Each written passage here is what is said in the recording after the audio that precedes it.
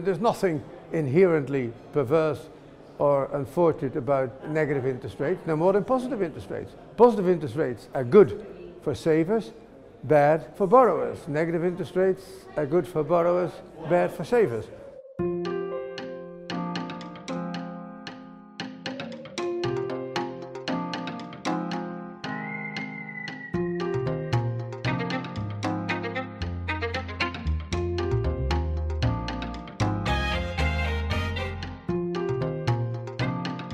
The existence of currency, of cash, sets the lower bound on policy rates and means that monetary policy is inherently asymmetric.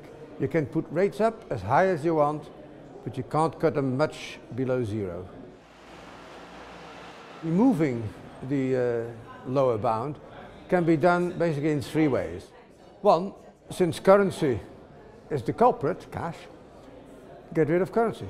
Offer every man, woman and child an account guaranteed by the central bank that cash currently does, but allows negative interest rates to be set.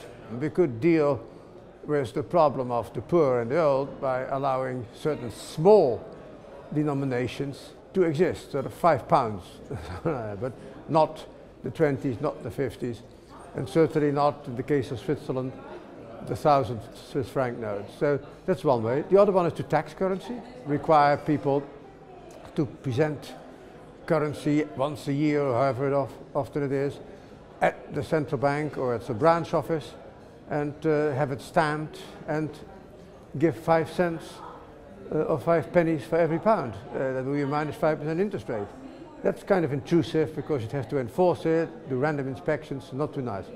The third way is to keep currency, but to end the fixed exchange rate, 1 for 1, between currency and deposits. If, for instance, you set it minus 10% interest rate, something extreme, on deposits, and you made the deposit currency gain 10% value over the relevant period, then it wouldn't be more advantageous to hold cash, simply because cash depreciates, becomes worth less relative to deposits by the same amount as the interest that you get on the deposits. If we had unrestricted ability to set negative rates, we would basically stick with them for as long as is necessary to close the output gap, drive up inflation, and therefore permit interest rates to be raised again. That could take years. There is no right or wrong level of interest rate. The question is, what level of interest rates is necessary to get aggregate demand to equal aggregate supply and create full employment?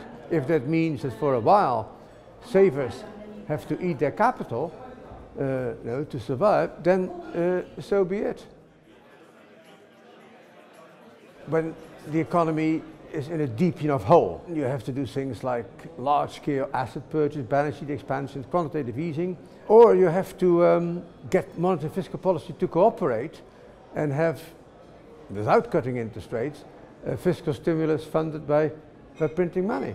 But if you can't do that for whatever reason, and in Europe you can't do it because it's against the treaty, in America you can't do it because the Congress has gridlocked fiscal policy, reopening the option of negative rates is a big step forward for the next time that we find ourselves in the bind of being at a zero lower bound when we really want to stimulate the economy further.